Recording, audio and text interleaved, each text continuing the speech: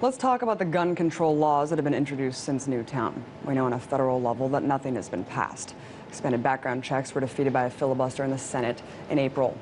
But on a state level, there has been some action. First, 5 states have now limited access to assault weapons or high-capacity magazines. Specifically, in New York, magazines have just been restricted to 7 bullets, and Connecticut has banned more than 100 various types of assault weapons.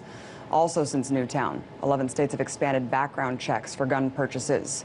Richard, I want to start with you. Did Newtown change the game? And do you think that these laws that have passed will make these communities in these states safer? Well, I think it was a game changer in many ways, but the impact, everyone says, well, we must do something. The question is always, what can we do that's relevant to the problem? Outlawing the future sale of certain capacity magazines and thinking that, boy, that's really going to stop this from occurring when there are several 100 million high-capacity magazines in existence today. We only have limited time, limited money, limited resources to do anything. And when we take our eye off the ball, none of the proposals suggested for passage in the Congress or in Connecticut had anything to do with Adam Lanza obtaining the guns that he did that day, committing that tragedy. When we talk about these tragedies, as Jill pointed out before, you know, when someone does have a gun and stops them, and it has happened, the tragedy is prevented or limited. So thus, we're not talking about something that didn't occur. It happened in San Antonio a few days after Newtown. It happened in a school in Alabama 10 years ago, where the principal ran out to his car, grabbed a gun, and stopped a worse rampage from occurring. So yes, it happens. Again, yeah. Leah, I wanted to move on to you. Nationwide, we've seen a correlation between states with stronger gun laws and fewer gun deaths. For example, Massachusetts has some of the strictest gun laws, has only 3.4 gun-related deaths per 100,000 people. New Jersey, 4.9 per 100,000. On the other hand, Louisiana and Alaska have much looser gun laws, have a much higher rate, 18 and 17.5 gun deaths per 100,000 people. Is this trend due to the laws?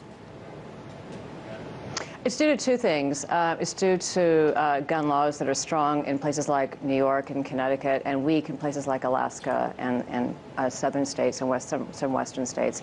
But it's also due to gun ownership rates in these states. In Alaska, the gun ownership rate's about 60%.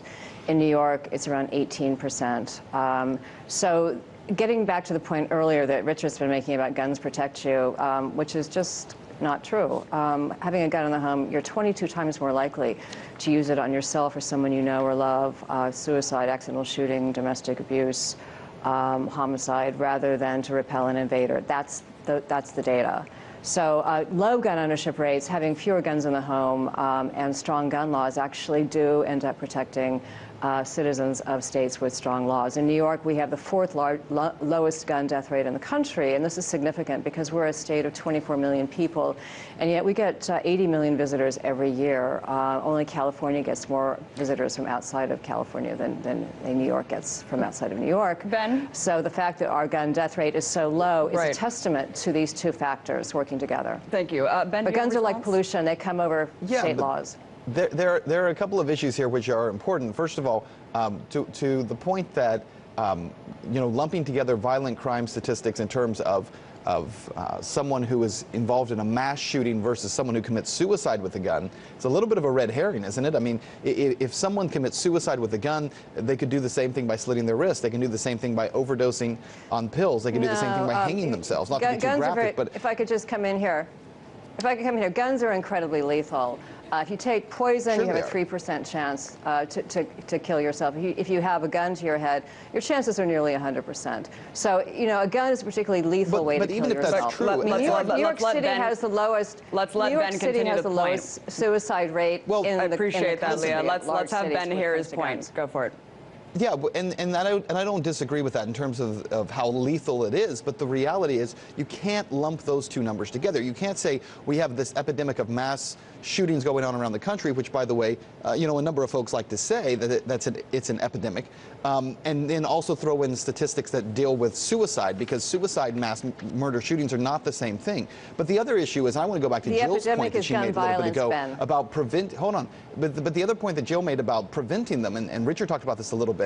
There are many cases. The Clackamas shooting in Clackamas, Oregon, at the mall there, where a guy with a concealed carry weapon drew his weapon and pointed it at the shooter, who ultimately killed himself. You have that case back in the Appalachian Law School back in 2002, where a guy, two people ran into their cars and got guns. And so it's also difficult to say that that there's no evidence of guns preventing a mass shooting. We just don't hear about it. I mean, media does not talk about these things when they happen, and when someone does intervene, it's very because they rarely don't happen that often. Good points, everyone. I'm going to jump in here really quickly. Even if it doesn't happen that often, they don't talk about it. I'm going to jump in here really quickly, you guys. Because it doesn't happen often. One second, Leah. I'm going to talk. I'm going to move on to gun violence. Leah, we're going to move on to high-capacity magazines. Real quick, just very quickly. Twice it happened. Twice it happened in the weeks around Sandy Hook, and no national media talked about it. Clackamas, they did not talk about, and San Antonio, they didn't talk about. They were within days. All right, we're gonna talk about high-capacity magazines. Please let me talk, which were used to be outlawed under the assault weapons ban. Let's listen to what Mark Kelly, the husband of Kathy Griffith, said about them in front of Congress. It all happened very, very fast. The first bullet went into Gabby's head. Bullet number 13 went into a 9-year-old girl named Christina Taylor Green. When he tried to reload one 33-round magazine with another 33-round magazine, he dropped it. And a woman named Patricia Maish grabbed it, and it gave bystanders a time to tackle him. I contend if that same thing happened when he was trying to reload one 10-round magazine with another 10-round magazine, meaning he did not have access to a high-capacity magazine, and the same thing happened, Christina Taylor Green would be alive today. Jill, I'm going to move on to you. Mother Jones looked at 62 recent mass shootings and found that in half of them, some sort of high-capacity magazine was used. Do you agree with Kelly's assessment that banning these magazines could save lives? Of course, and we know that that's true. And when we talk about all the confusion about what's driving this, and what are the factors that can be controlled, it's really important to recognize that the reason we don't know, it's not just that the media is fairly useless, shall we say, but also the NRA made it a priority about 10 years ago to strip the funding from research on gun violence. So the reason we don't know has everything to do with the NRA's desire to just push ahead with their strategy, which is essentially a marketing strategy. It's a marketing ploy to sell a lot of guns, and and they've basically caused a blackout on information, that would guide this. But one of the best sources of information that we have is what Australia did. They had a Newtown of their own, a Newtown disaster in which even more people were killed, though they weren't children, but it was about 35 people who were slaughtered by a lone gunman. And within 12 days, it took them 12 days to pass a comprehensive legislation to control gun violence that included high-capacity guns. It also included automatic and semi-automatic weapons. We have about 30 seconds left, but I wanted to get one quick response from Richard, former NRA lobbyist. What do you think about her statement about the NRA? Well, the NRA doesn't sell guns. The NRA has always defended the right of America's civilians to use guns lawfully and responsibly. The issue of the T-Art Amendment, that's what Jill was referring to, is a little controversial.